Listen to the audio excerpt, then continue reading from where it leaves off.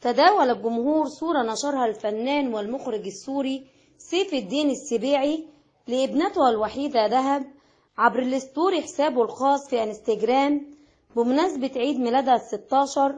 ولقيت الصورة تفاعل عدد كبير من المتابعين، حيث علق الفنان على صورة ابنته: العمر كله يا بابا يا أميرتي الحلوة، صاروا 16 بحبك كتير.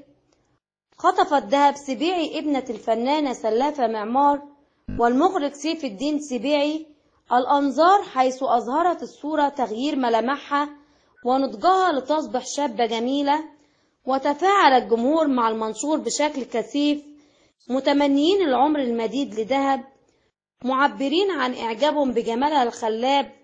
وشبه رواد مواقع التواصل الاجتماعي دهب بوالدتها سلافة معمار، ولكن آخرين أكدوا إنها فاقتها في الجمال بمراحل رغم التشابه بينهما.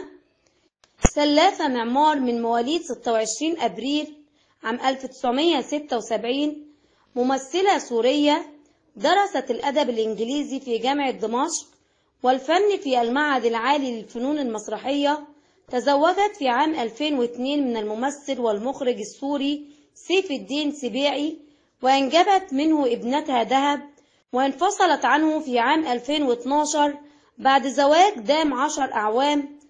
تعود أصول عائلتها إلى المعمار إلى قرية عقارب الصافية التابعة لمنطقة السلمية في محافظة حماة.